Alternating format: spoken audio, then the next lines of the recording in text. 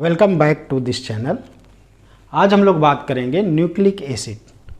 ये nucleic acid सबसे पहले एफ मिश्र नाम के साइंटिस्ट ने 1868 में डिस्कवर किया था।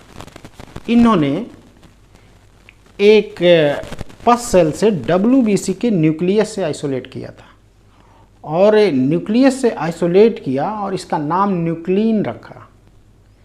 बाद में रॉबर्ट अल्टमान ने 1889 में इसका नाम न्यूक्लिक एसिड रखा, क्योंकि इसका नेचर एसिडिक था शायद, इसलिए इसका नाम न्यूक्लिक एसिड रखा। क्योंकि न्यूक्लियस से आइसोलेट किया गया था और एसिडिक नेचर था, इसलिए इसका नाम न्यूक्लिक एसिड इन्होंने रख दिया। अब हम लोग बात करेंगे कि न्यूक्लिक एसिड की जो यूनिट होती है वो होती है न्यूक्लियोटाइड। जैसे पूरा घर है वो ईंट से बना हुआ है, ब्रिक से बना होता है होम, तो जो ब्रिक है ये यूनिट है, इकाई है। तो उसी तरह से न्यूक्लिक एसिड की इकाई न्यूक्लियोटाइड होता है। और ये न्यूक्लियोटाइड में 3 कंपोनेंट होते हैं। 3 तरह के केमिकल पाए जाते हैं न्यूक्लियोटाइड में। एक होता है फास्फेट, एक होता है पेंटोस शुगर, एक होता है नाइट्रोजनस बेस। फास्फेट का हमने स्ट्रक्चर ड्रा कर रखा है। फास्फोरिक एसिड भी इसे कह सकते हैं, H3PO4 फास्फोरिक एसिड, और इसमें से H+ अगर 3 निकल जाए तो फास्फेट में कन्वर्ट हो जाता है। तो इसलिए फास्फोरिक एसिड भी कह सकते हैं, फास्फेट भी कह सकते हैं। तो ये फास्फेट है। दूसरा है पेंटोस शुगर। पेंटोस शुगर, जैसा कि हम लोग जानते हैं कि शुगर मोनोसैकेराइड, डाइसैकेराइड, ऑलिगोसैकेराइड, पॉलीसैकेराइड होते हैं। पेंटोस शुगर एक मोनोसैकेराइड है, और मोनोसैकेराइड में भी अगर 3 कार्बन का है तो उसे ट्रायोज कहते हैं, 4 carbon tetrose, 5th carbon pentose, अगर 6 कार्बन का है तो हेक्सोस कहते हैं। तो ये 5 कार्बन का है, इसीलिए इसे पेंटोस कहते हैं। तो पेंटोस एक होता है, एक फास्फेट होता है, दूसरा पेंटोस होता है। और पेंटोस 2 तरह के होते हैं। न्यूक्लिक एसिड बनाने वाले जो पेंटोस होते हैं उसमें 2 तरह के पेंटोज होते हैं। एक पेंटोज होता है डीऑक्सीराइबोस और दूसरा पेंटोज होता है राइबोस। डीऑक्सीराइबोस का जो मॉलिक्यूलर फार्मूला है C5H10O4 है, और राइबोस का है C5H10O5 है। मीन्स इसमें एक ऑक्सीजन कम है, किसमें? डीऑक्सी में, इसीलिए इसे डीऑक्सी मतलब डी मतलब कमी, ऑक्सी मतलब ऑक्सीजन की। तो ऑक्सीजन की कमी होती है, इसीलिए डीऑक्सी राइबोस कहते हैं। राइबोस ये भी है लेकिन इसमें एक ऑक्सीजन की कमी है, इसलिए डीऑक्सी राइबोस कहते हैं। तो ऐसा राइबोस जिसमें एक ऑक्सीजन कम है होना चाहिए था, लेकिन एक ऑक्सीजन कम है, इसलिए उसे डीऑक्सी राइबोस कहते हैं। और अगर इसकी स्ट्रक्चर की बात करें कि कैसे 5 कार्बन है, तो यहाँ देखिए कि ये कार्बन नंबर 1 है, यहाँ कार्बन नंबर 2 है, यहाँ कार्बन नंबर 3 है, यहाँ कार्बन नंबर 4 है, यहाँ कार्बन नंबर 5। उसी तरह से यहाँ भी कार्बन नंबर 1 2 3 4 5। हम लोग देखते हैं कि इन दोनों में तो सिमिलरिटी है सभी में, लेकिन एक जगह कार्बन नंबर 2 में यहाँ हाइड्रोजन है, और यहाँ कार्बन नंबर 2 पर यहाँ क्या है? हाइड्रोक्सिल ग्रुप है। बस यही डिफरेंस है कि in case of ribose carbon number 2 पे हाइड्रोक्सिल ग्रुप, और in case of deoxyribose carbon number 2 पर हाइड्रोजन है। हाइड्रोक्सिल ग्रुप नहीं पाया जाता है इसमें, डीऑक्सीराइबोस में। तो ये 2 तरह के पेंटोस शुगर पाए जाते हैं। नाइट्रोजनस बेस 5 तरह के होते हैं। Adenine, guanine, thymine, cytosine, uracil, 5 तरह के होते हैं। इनका के फार्मूला हमने लिखा हुआ है यहाँ। जैसे एडेनिन है, ये 2 रिंग स्ट्रक्चर है, गुआनिन 2, तो एडेनिन और गुआनिन 2 रिंग स्ट्रक्चर होते हैं। और जो 2 रिंग स्ट्रक्चर हैं इन्हें कहते हैं प्यूरीन। एडेनिन और ग्वानिन को प्यूरीन कहते हैं। और सिंगल रिंग स्ट्रक्चर होते हैं, जैसे साइटोसिन है, जैसे थाइमिन है, जैसे यूरेसिल है, इनको कहते हैं पिरिमिडीन। तो ये हो गए प्यूरिन्स और ये हो गए पिरिमिडीन्स। लिख देता हूँ।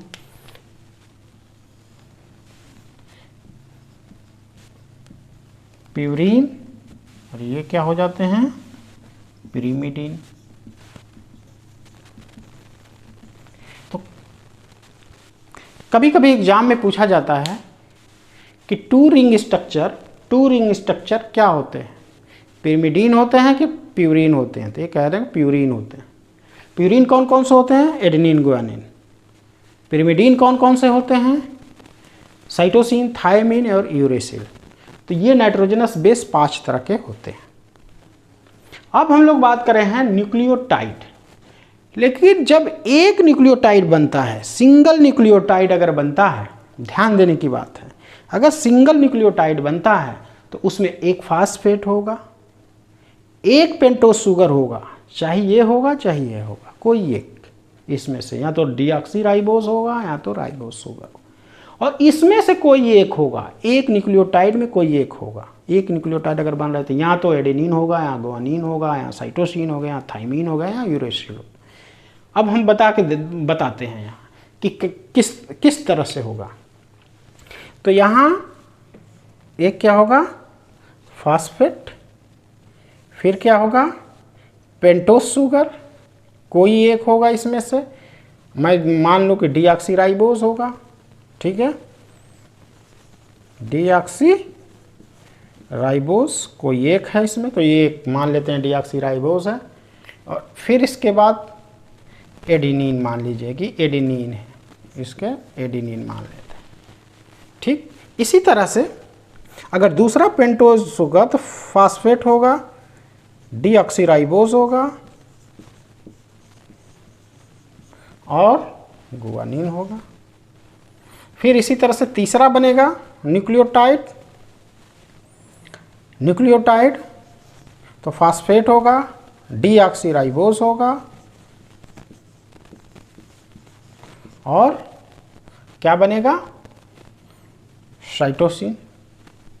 फिर इसी तरह से पेंटोस होगा, डीऑक्सीराइबोस होगा और फिर बनेगा थाइमिन। तो ये कह सकते हैं कि जब न्यूक्लियोटाइड बनेगा तो फास्फेट तो सेम ही रहेगा, सब में एक ही फास्फेट है, ये डीऑक्सीराइबोस डीऑक्सीराइबोस डीऑक्सीराइबोस डीऑक्सीराइबोस यही रहेगा। लेकिन इसमें से कोई एक रहेगा, तो इसमें से कोई एक रहेगा, जैसे हमने ये ले लिया इसके लिए और उसमें जोड़ दिया, तो ये 4 तरह के हो गए। उसी तरह से अगर मान लीजिए इसको लेते हैं तो इसमें फास्फेट ले लेंगे, इसमें राइबोस ले लेंगे, फिर इसमें क्या ले लेंगे, मान लीजिए एडेनिन ले लिया, फास्फेट लिया, राइबोस लिया, फिर क्या ले लिया, गुआनिन ले लिया, फास्फेट लिया, राइबोस लिया और फिर क्या लिया, साइटोसिन लिया, फास्फेट लिया, राइबोस लिया, फिर क्या लिया, थाइमिन नहीं लेते हैं राइबोस के साथ, राइबोस के साथ हमेशा यूरेसिल आता है। तो ये ध्यान रखिएगा कि अगर राइबोस है तो थाइमिन नहीं आ सकता, यूरेसिल आएगा, ठीक है। ये तीनों तो आएंगे, एडेनिन गुआनिन साइटोसिन तो आएंगे, लेकिन थाइमिन इसमें नहीं आ सकता राइबोस के साथ। तो ये ध्यान रखने की बात है कि thymine is replace by uracil in case of ribose. अब एक चीज़ और बता दें कि ये न्यूक्लियोटाइड है, ये 4 तरह के न्यूक्लियोटाइड हैं जिसमें डीऑक्सीराइबोस शुगर है, ये 4 तरह के न्यूक्लियोटाइड हैं जिसमें शुगर राइबोस है। तो ये न्यूक्लियोटाइड जितना बनाया हूँ, ये सब न्यूक्लियोटाइड किस में पाया जाता है, डीएनए में पाया जाता है। और ये इस तरह के न्यूक्लियोटाइड पाए जाते हैं किस में, आरएनए में पाए जाते हैं। तो ये आरएनए के न्यूक्लियोटाइड हो गए, ये डीएनए के न्यूक्लियोटाइड हो गए। अब हम लोग बात करेंगे कि ये न्यूक्लियोटाइड में बांड कौन कौन से होते हैं, कौन कौन से बांड न्यूक्लियोटाइड के बीच होता है। जैसे नाइट्रोजनस बेस और शुगर के बीच कौन सा बांड होता है, और शुगर और फास्फेट के बीच कौन सा बांड होता है। तो हम लोग यहाँ देखेंगे बांड के बारे में, यहाँ हम लोग क्या देखेंगे, बांड के बारे में देखेंगे कि कैसे बांड बनता है। तो यहाँ ज़रा ध्यान दीजिए कि मैंने जैसे बताया कि एक न्यूक्लियोटाइड में एक फास्फेट है, एक डीऑक्सीराइबोज है, और एक मान लीजिए इसमें से कोई भी है, जैसे एडेनिन में मान ले रहा हूँ, जैसे ये पहला ही मान रहा हूँ, तो ये फास्फेट हो गया। मान लीजिए कि यहाँ भी पूरा फास्फोरिक एसिड ऐसे लिखा जाता है, ये फास्फोरिक एसिड हो गया। तो इसमें क्या होगा कि ये हाइड्रोजन और इसका OH एलिमिनेट हो जाएगा, और यहाँ एक बॉन्ड बन जाएगा, यहाँ एलिमिनेट हो जाएगा, और यहाँ बॉन्ड बन जाएगा ऐसे इसके कार्बन से। इसको ग्लाइकोसाइडिक बॉन्ड कहेंगे। इसको क्या कहेंगे? इसको कहेंगे ग्लाइकोसाइडिक बॉन्ड, ग्लाइकोसाइडिक बॉन्ड। तो हमेशा याद रखिए कि पेंटोज शुगर और नाइट्रोजनस बेस में जो बॉन्ड होता है ग्लाइकोसाइडिक बॉन्ड होता है। और इधर देखें, शुगर और फास्फेट के बीच में, क्योंकि यहाँ OH है, इधर भी OH है, तो यहाँ से OH और यहाँ से H रिमूव हो जाएगा, और यहाँ एक बॉन्ड बन जाएगा, और इस बॉन्ड को कहते हैं एस्टर बॉन्ड। क्या होगा? एस्टर बॉन्ड या डाई एस्टर बॉन्ड। तो ये एस्टर बॉन्ड बन जाता है, यानी इस तरह के एस्टर बॉन्ड, और इससे एक और शुगर अगर एस्टर बॉन्ड बन गया तो इसे डाई एस्टर बॉन्ड कहते हैं। तो यहाँ इधर एस्टर बॉन्ड बन जाता है, उधर ग्लाइकोसाइडिक बॉन्ड बन जाता है। तो इस तरह से ये एक न्यूक्लियोटाइड कंप्लीट हो जाता है। तो न्यूक्लियोटाइड में क्या क्या हुआ आपने देखा, फास्फेट, शुगर और नाइट्रोजनस बेस। तो ये न्यूक्लियोटाइड कौन सा? ये हो गया। और इसका नाम भी रखा जाता है। तो जैसे इसका नाम अगर हम पता करें कि इस वाले न्यूक्लियोटाइड का क्या नाम होगा, तो इस वाले न्यूक्लियोटाइड का नाम रखेंगे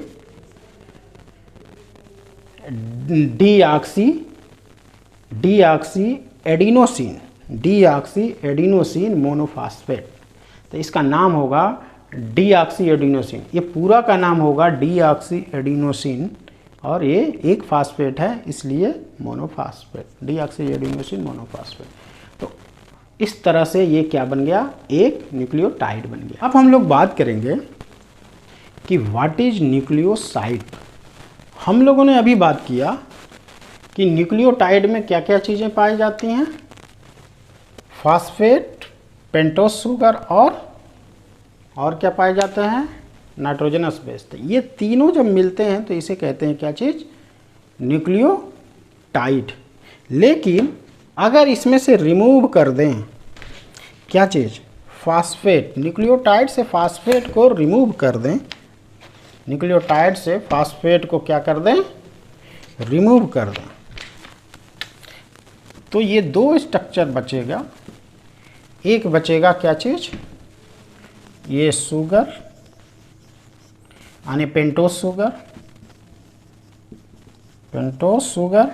और एक क्या बचेगा? Nitrogenous base. और ये पेंटोज और नाइट्रोजनस बेस ये क्या बना देंगे? ये क्या बनेगा? नाइट्रोजनस बेस, ये बनेंगे न्यूक्लियोसाइड। तो न्यूक्लियोसाइड में फास्फेट नहीं होता है, बस याद रखना। न्यूक्लियोटाइड से अगर फास्फेट ग्रुप हटा दें तो वो न्यूक्लियोसाइड बन जाएगा। यानी न्यूक्लियोसाइड में होता है पेंटोज शुगर और नाइट्रोजनस बेस। जैसे ये पेंटोज शुगर है और ये नाइट्रोजनस बेस है, तो ये हो गया न्यूक्लियोसाइड। तो और न्यूक्लियोटाइड में क्या होता है? न्यूक्लियोटाइड में फास्फेट भी होगा, पेंटोज भी होगा, नाइट्रोजनस बेस भी होगा।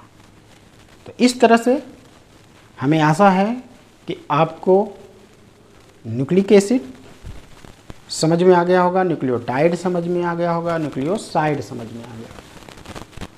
अब हम लोग इसके आगे DNA और RNA का अंतर के बारे में पढ़ेंगे।